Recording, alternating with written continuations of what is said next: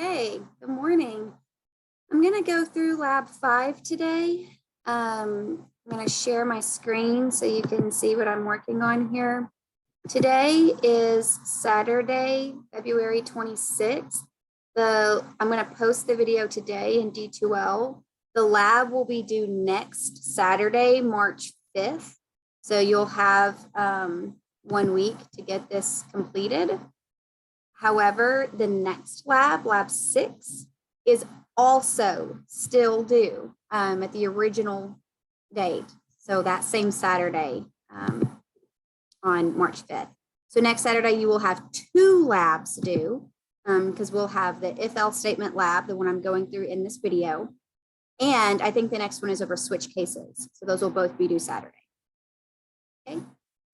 So here I just have just a blank Visual Studio. This should be like what you see when you open up a blank one. So just kind of as a reminder there, whenever you first open it up, you can just do like a new project. And then you want to create a new console app. Okay, is all that I did there. So hopefully yours looks like what mine looks like. Okay. I have the instructions for lab 5 pulled up here. If you don't know where those instructions are, you can go to D2L. So if you go into D2L, and I'll just go back to the home page to show you how I got here. So from the home page, there is a folder that says labs, schedules and assignments. There is a folder with all of the instructions. So lab assignments has all of the instructions. This is lab 5, if-else statements. And when you finish, you can turn it in to the Dropbox. So there is a Dropbox for lab 5 as well. Okay. Right. I have these instructions open up in a separate screen so that it'll be kind of easy for me to reference them while I'm typing. All right. So we're going to be talking about conditionals in this lab, specifically if-else statements. They start here by talking about these relational operators, how we can say that something is less than, greater than, equal to, and not equal to, and that you do need those double equal signs to check for equality. We also talk about that Boolean value, so a bool data type can be true or false. We do represent those in the computer as a 0 or a 1. An if-else block is a fork in the road. You are forced to do one of those 2 paths. So it says it will only execute under certain circumstances if this conditional right here is true, then it's going to do statement 1, right? However, if this condition is false, we will come down to the else branch and we will execute statement 2. Okay. So it says, open a new project and type the following code. And I bet if I try to copy and paste this, I'm probably going to have to go through and change all of my quotation marks. So let's see if it'll let me do that. I don't want these other comments. I will make some of my own comments. Okay. So I have, doesn't appear to be angry about my quotation marks, so we'll see if it's going to let it run. So F5 to execute and see the result of this program. So it did let me just directly copy and paste it, and I bet it'll let you directly copy and paste it too if you had those instructions pulled up. So that's nice. So what we did here is we created 2 variables, X and Y. We initially put a 10 in X and a 4 in Y. And my conditional is X less than or equal to Y? So is 10 less than 4? No, it's not. So that's a false statement. So I would come down to the else branch. So it should print out X is greater than Y. And you can see that's exactly the result that we got. So all good there. The next thing that it kind of points out here, okay, change the values of X and Y and run again. So let's make it have the other result, right? Let's show it going through the if branch. So the if branch is going to go through if X is less than Y. So this time I will just make this the number 1. 1 is less than 4. So now I should, this is a true conditional, and I should go through this if branch, and my result should print out this statement instead of the bottom one. Okay. So I'm going to do F5 again to get my result. And you can see that I did output something different now. X is less than or equal to Y. And it printed out my new value of X, right? Because I changed that. So good. Okay. There's a note here. When a statement is in both the if and else, you could move it outside of the conditional block, right? Well, that makes a lot of sense. Look at what we have here. And can I, no, okay. Try to zoom in on my text. I would probably have to go into my settings and change the font, but that's okay. I think y'all can see it all right. The very first line here says to print out the value that's in X and Y. And the very first line here says to print out the value that's in X and Y. It's not wrong to do it this way. It's just redundant. It's inefficient, right? I have a fork and I say, if this is true, I want you to do this. Otherwise, I want you to do this. But both paths lead to the exact same place, right? They both have the exact same outcome. So why bother putting it in there twice? Like that doesn't belong inside of a conditional branch. If I want it to do both of those things regardless, I am going to just go ahead and remove this line, and I copied it before I took it out. So I copied one of those lines so that I can come up here and paste it outside of the conditional branch, right? So this says, go ahead and create your values, whatever you want to assign to your variables, and print out the result that's stored in the variables regardless. Do that every time, no matter what.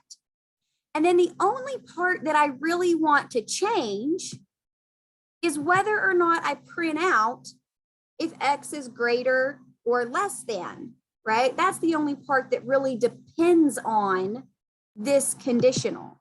So if I run it again, if I hit that F5, I have the exact same output that I had before, right? And then it's just less code inside of here. So a little bit more streamlined than the way we had it a second ago, the way it was originally. Okay. So then they talk about if, else if statements, and it's going to, we're saying that all of these are related, and it is only going to go through and select one out of these set of conditions. And it's going to go until it finds one to be true. And as soon as it finds one to be true, it's going to run that branch and then break out of the entire like conditional block. It will not keep checking to see if more of them are true. It will just find one correct match, do that, and then break out. Okay. So it says modify your program as shown and run for different values of X and Y. So here we broke it out. We want to know, is it less than, is it greater than, or is it equal to? So again, I am just going to copy and paste. So I'm going to grab that new conditional block. And I'm just going to put it here. So what I just did is I said, I still create two variables and I give them values, and I still print out the result that's inside of those values. What I changed is instead of having an if else branch, now I have an if else branch. And remember that we could put as many of these else if like options as we wanted. We could have as many of them. We could have a big old long list of them. That's not really like good convention because it would be a bit difficult to like navigate and read and understand, but you absolutely could do it. There's not a limit on the number of like else if branches you could have. Okay. And then we'll go ahead and run it. And it says run for some different values of X and Y. So let's go ahead and get all three possible options, right? So now to begin with, I have X is 1 and Y is 4. So I'm expecting an output that X is less than Y, right? 1 is less than 4, so that's good. My other option is let's make it greater than. So we'll go back to that 10 that we had earlier. So now I expect it to say X is greater than Y because 10 is greater than 4. And then I want them to be equivalent. So I'm going to set them both equal to the same number. The numbers that I'm choosing are just completely arbitrary. It doesn't make any difference at all. You could choose different numbers if you wanted to. So if they both equal 4, they are equal, X is equal to Y. Okay. Hopefully this is making sense. If I'm going too fast, you could always pause the video or you could go back and watch the section again. If you have any questions about it, by all means, email me, message me on Slack, come into office hours, go to the tutoring in Bolin 119. I think they're in there like Monday through Friday, 8 to 4:30 or something like that. There's a schedule posted on the door. A lot of opportunities to get help if you have questions about these labs or about anything that I'm doing in here. Okay. So it says this can be used even when more than one of the conditions can be true. So this is the example that we wrote in class, right? We did this program in class, which is actually kind of funny because I genuinely did not know that this was the example that they do in the lab.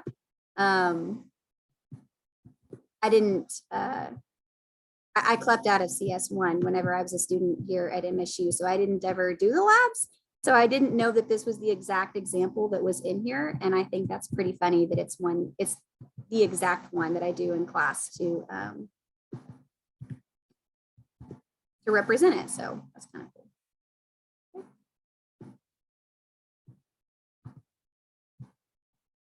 So hopefully this will be a little bit familiar to you because it's what we did in class. So I just copied and pasted that code again.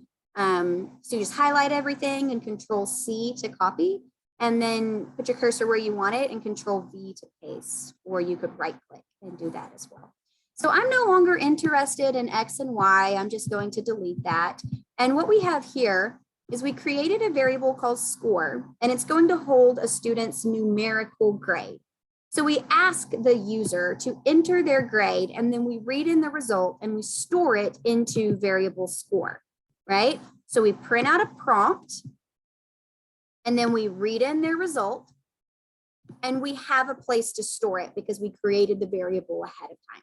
Anytime you want to use a variable, you have to have declared that variable somewhere before you use it, okay? And then we just go ahead and like print their score back out. So this is just sort of like, this is the response you gave me. And then here's our conditional branch, okay? If their numerical grade is 90 or above, they made an A. Otherwise, above an 80 is a B, above a 70 is a C, above a 60 is a D, and anything else is going to be an F. So we'll go ahead and run this a couple of times and make sure that we get the correct result or the expected result. Okay, so I'm hitting F5, and in the beginning, we're gonna have an A in this class. So let's make we've got a 92, fantastic. Should have thrown this in a loop just so I didn't have to run it several times. Okay, let's say that we have a 77 in the class. That's a solid grade. So we've got a C right at that average. And then let's see if we can make it hit that else branch. So anything that's below 60, we think is going to hit else. So we'll say we're really close. We can still like make it up. Maybe we've got a 56. And so that is an F, but we're right on the line. So not too far off. Good deal. So we tried a couple of different options and we got the expected result every time. So here, even though, and we saw this example in class, even though 92 is also greater than 80, and it's also greater than 70, and it's also greater than 60, all of these branches are connected. So as soon as I find one that's true, I run it, and then I skip down to the bottom of my conditional block. So this one was true. I print out that it was an A, and then I come down here to this closing curly brace. I skip down past the entire rest of the conditional block. Okay.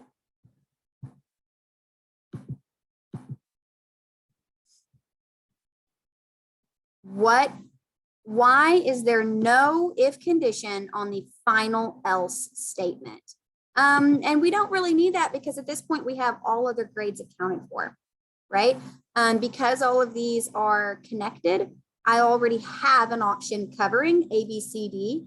And so my only other option, like we don't differentiate between like a 30 and a 40. We just say that that's an F. So just one else block. Remember that else is like a default statement. It just means run this if none of the others like were true, if I never found a match anywhere else. Okay. What happens if you take the else off each of the statements and do a series of if? Try it. So again, this is the example that we did in class. If they are not else if statements, if they are only if statements, now each one of these stand alone, right? So I'm going to check each one to see if it would be true or false. So is 92 greater than 90? Yes, it is. You have an A. Is 92 greater than 80? Yes, it is. You have a B, right? This is going to override it with a C or print out that it has a C. And then this is an if else block. So it's going to choose one option or the other. 92 is greater than 60. So it's going to print out that we have it. Okay. So if we run it now, where all of these kind of stand on their own, and we'll say that we have let's say that we have a 92 in the class. And so it's checking each one of those one at a time. They're no longer like a connected one single block of a conditional, like connected series of branches. Now each one is like, check this. If it's true, run it. If it's false, ignore it. Check this, same thing. Check this, same thing. We have to do each one of them independently if we do not have that else if showing that they are a series of connected branches. Hopefully that makes sense because we did see it in class as well, but if you have questions about it, please by all means reach out and be happy to explain it a bit more. Okay, so now we have our actual assignment. So it says develop and execute a program to solve the following problem, okay? And we're going to turn in our code and solutions. All right, we have a department store and they have a big sale on everything in the store. Customers receive additional discounts off on their total purchase, depending on how much they buy. So the more money you spend, the more discount you get. Perfect. We're going to write a program that will ask for the total purchase amount and then calculate the discount and the new amount. Oh, and they just did this so that it was a double, so that the discount and the new price matched. Okay. We're going to calculate the discount and the new amount and then print out all three values as shown below. So these are the discounts. So because we want this to only choose one option out of these possible choices, we only want to pick one. These need to be an if else block, right? We want them to all be connected. Okay. So the first thing that we're going to do, if I go through my problem solving steps here, I need to think about what input am I asking for? It says I'm going to ask the user for the total purchase amount. And then I need to think about what output am I going to give them? I am going to print out, I'll print out the response they gave me. I will print out the discount and I will print out the price. So I want them to know how much money they saved so they can feel good, even though they just spent a ton of money in my store. And then I want them to know how much, you know, the bill is. What do they owe me? Okay. And then the next thing I would want to think about is my formula. What calculations do I need for this? So the way that I'm going to take off a discount, there's two ways we could do that. We could either say, like, if you spend $100 and you get 20% off, we could either take their price and we could multiply it by 0.2 to get the amount that we want to take off. And then we would have to subtract that from the total amount, right? So like 100 times 0.2, so they're going to get $20 off. But that's not the price, right? You don't owe $20. You need to subtract that from the original. So we would say like 100 minus the $20 that they saved, $80 is the new price. So that's one option. A sort of shortcut thing that we could do is just say that we take the original price, and if we just multiply it by 0.2, right? So if 100% was the original price, and I'm taking 20% off, 80% of the original price is all that they're left with. So that's the same thing. And you can do that in one step instead of having to multiply and subtract. So I'm going to do it the like multiplying by 80% way. But if that feels confusing to you, if that's like not intuitive, by all means, just multiply by the discount and subtract. Totally okay. Okay. And then we kind of think about our steps. So I'm just going to start putting things in order. So the first thing I'm going to do is ask the user for their total purchase. Ask for the total purchase amount. Okay.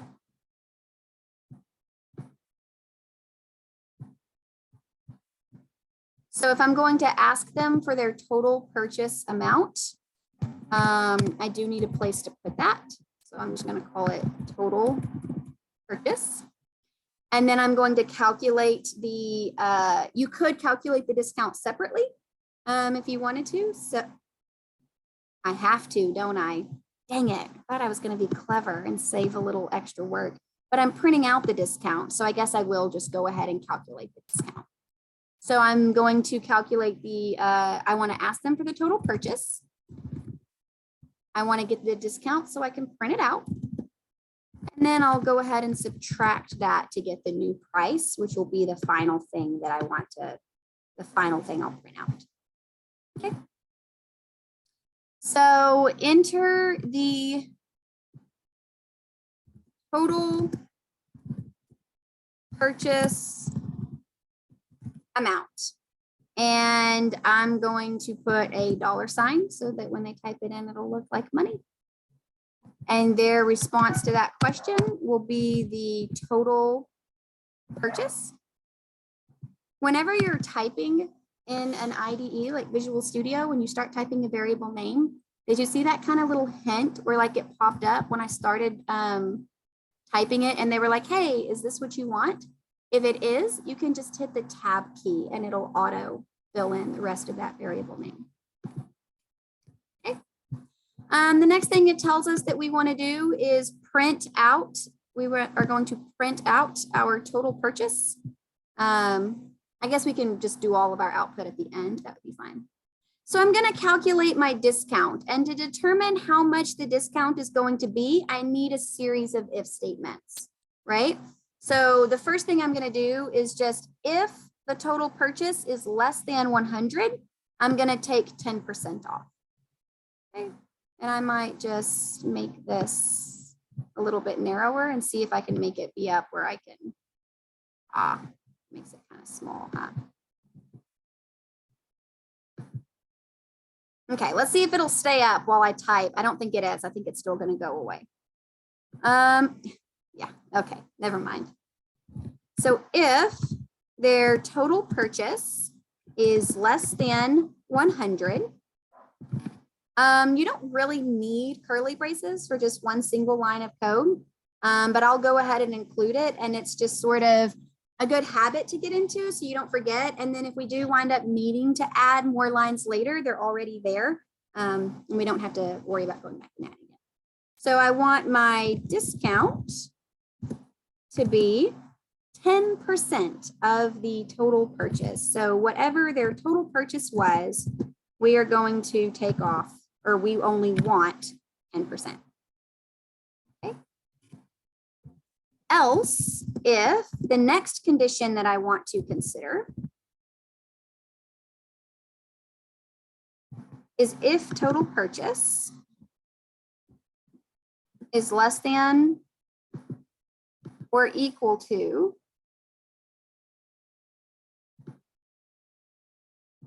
$249.99. Well, I'm just going to say less than 250, right? Less than 250.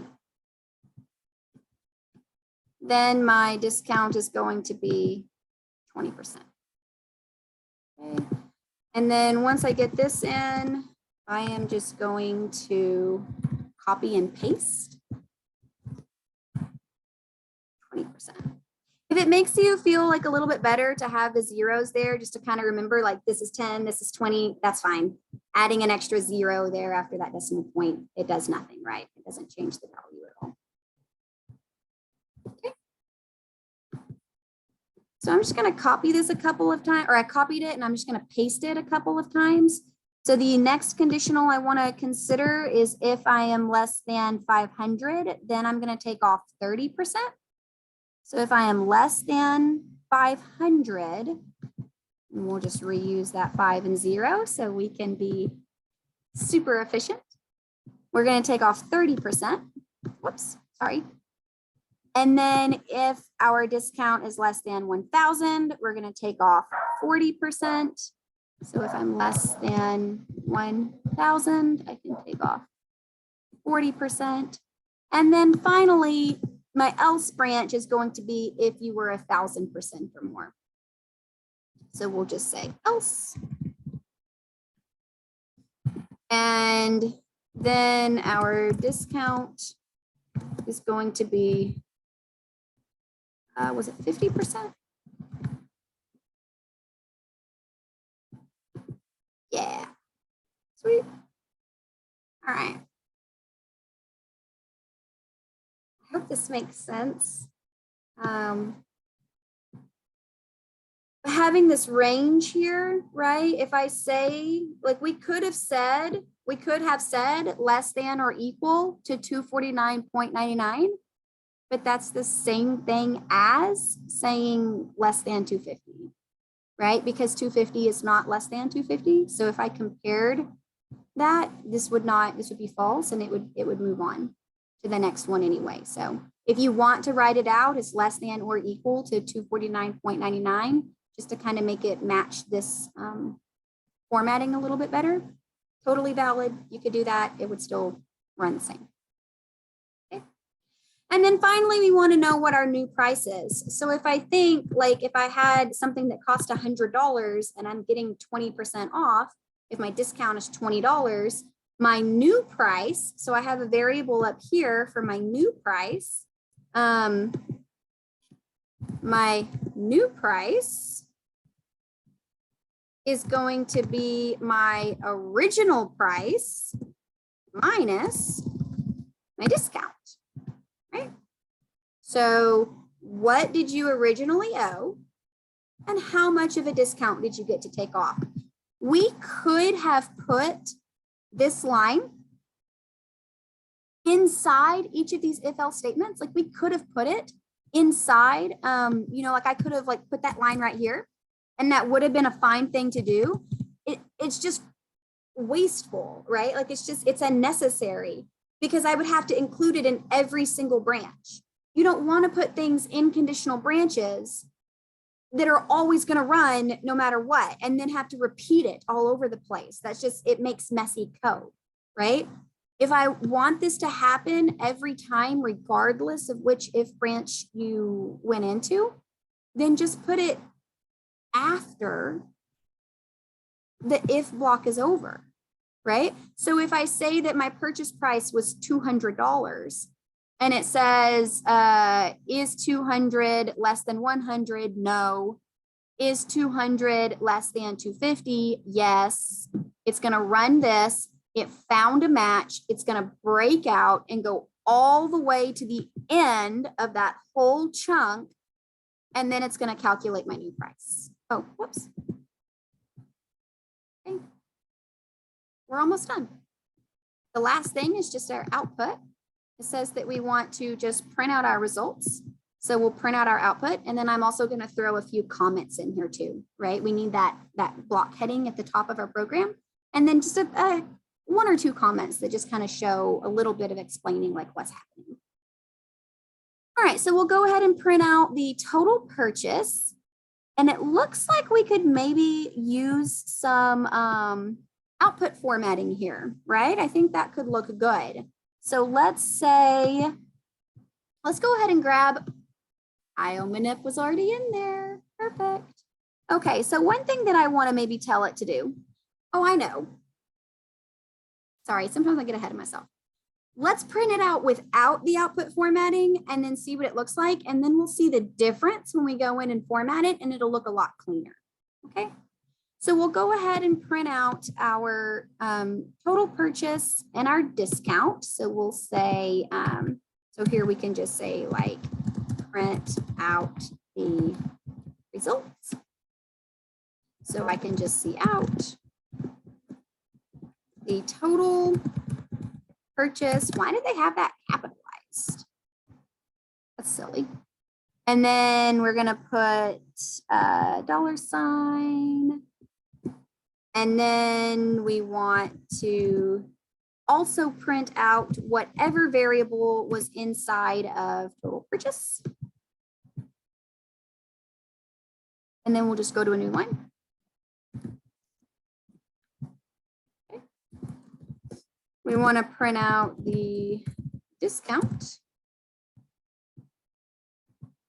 And it looks to me like we're going to use some set width to make these things all line up. So we will discount.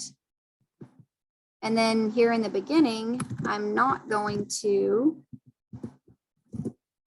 use the formatting, and we'll see the difference. It's going to look a lot cleaner with it.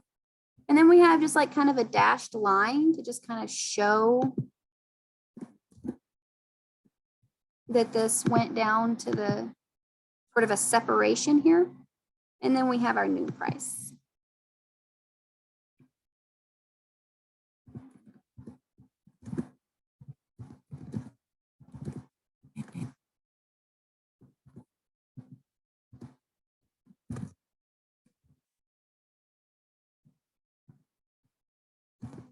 Really, you don't have to have an indel at the end of this last one because it's the end of our output anyway, so it doesn't matter. But I'm just kind of being uniform a little bit, I think. Okay. So we'll do one that's easy math. We'll do the $100. And so, oh, I forgot to do an indel there, my bad. So if I spend $100, I get $20 off. My new price is $80. And that is correct, like that's fine. It just doesn't really look very good. So let's go ahead and format things a little bit. So let's say if we wanted this to print out as money, if I wanted this to print out as money, I have to print the $, right? The computer doesn't know that I'm talking about money. This is just a double, like it doesn't know. Did I make these doubles? I made these ends. Why did I do that? It makes much more sense for them to be doubles. We're talking about money. My bad. Okay. So then we're going to, why is it angry? I just changed that. Oh, okay, I just needed to update. All right. Sorry, because we're talking about prices, right? And most prices are going to have a decimal. They're going to have 2 decimal places. So those should have been doubles. So I just kind of make everything inside a habit sometimes. So let's make our prices have 2 decimal points. So one of the things that we can do is we can tell it that we want to use fixed set precision. So a reminder that set precision is normally going to talk about significant figures. But if I use it in conjunction with the command fixed, then I'm saying decimal, number of decimal places. So this is saying that I want it to print out 2 decimal places. And that way we're going to get that nice like price, those 2 decimal places at the end of our price. And it will round, which is correct. That's how money works. Money does round up as well. Like when you go buy gas and it says that the price is like, you know, $3.12, but there's that little 9, it's really like 9/10 of a cent or whatever. You do round up, you're really paying like 13. So, okay, so here we have that. That's fantastic. And then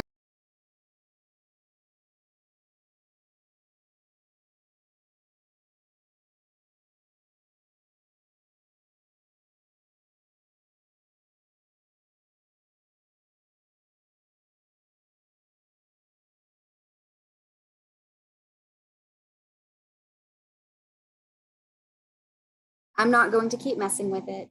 That's fine. We are through. Let's test it and make sure that our conditional branches are good.